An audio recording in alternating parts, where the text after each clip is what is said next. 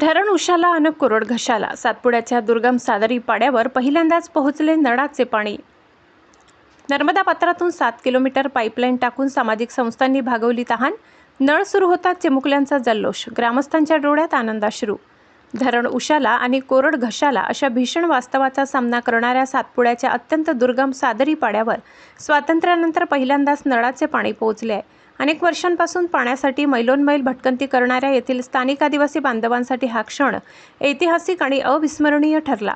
नळ सुरू होताच गावातील चिमुकल्यांनी पाण्याचा आनंद घेत नळाखाली भिजून जल्लोष केला, तर महिला आणि ज्येष्ठ ग्रामस्थांच्या डोळ्यात आनंदाश्रू तरळले.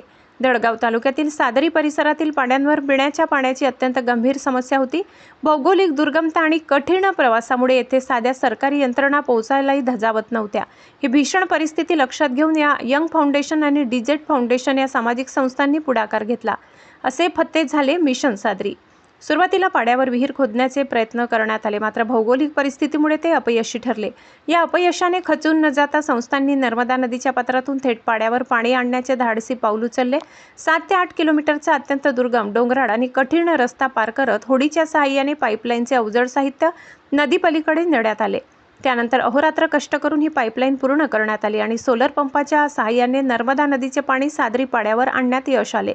अतिदुर्गम भागात आजही मूलभूत सुविधांचा मोठा अभाव आहे. अशा वंचित भागांचा विकास करण्यासाठी सरकारने अधिक सक्रिय होऊन काम करण्याची गरज आहे. दिलीप जैन, डीजेट फाउंडेशन. सामाजिक संस्थांच्या भगीरथ प्रयत्नामुळे सादरी पाड्यातील पाण्याचा प्रश्न तर मिटलाच आहे, पण त्याचबरोबर दुर्गम भागातील विकासाची एक नवी आशा निर्माण झाली आहे. या यशस्वी मोहिमेसाठी यंग फाउंडेशनने संदीप देवरे आणि त्यांच्या सर्व सहकाऱ्यांचे सर्व स्तरातून कौतुक व आभार मानले आहेत. Sandeep Deore, young foundation. प्रवीण चव्हाण, मुख्य संपादक, नंदुरबार. दडगाव तालुक्यातील उडद्या ग्रामपंचायतीमध्ये मोठ्या प्रमाणात पाणी टंचाई आहे. या परिसरातील झापी, फलई, कुंड्या, भादल या गावांमध्ये देखील पाणी टंचाई आहे. नर्मदेच्या काठावरील सादरी पाड्यामध्ये एवढ्या वर्षांमध्ये कधीही नळाचे पाणी आलेले नव्हते. यंग फाउंडेशन या भागात काम करते. यंग फाउंडेशनने आवाहन केल्यानंतर मुंबई येथील डीजेडी फाउंडेशनचे दिलीप जैन यांनी प्रत्यक्ष येऊन या ठिकाणी सोलर पंप बसवण्यासाठी मदत केली. या पाड्यामध्ये पहिल्यांदाच नळांना पाणी आले आणि हे पाणी बघून या पाड्यातील लोकांना खूप मोठ्या प्रमाणात आनंद झाला की पहिल्यांदाच नळाचं पाणी पिण्यासाठी उपलब्ध झाले.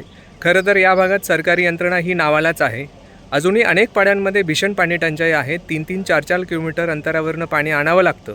मात्र सरकारी उदासीनता आणि या भागात दुर्गम भाग असल्यामुळे, रस्ते, वीज नसल्यामुळे सामाजिक संस्था देखील या भागात येत नाही. त्यामुळे येथील पाणी टंचाई दिवसेंदिवस वाढत आहे. अजूनही मोठ्या प्रमाणात या भागात मदतीची गरज आहे. सरकारने देखील या भागामध्ये पाण्यासाठी व्यवस्था करणे फार गरजेचं आहे.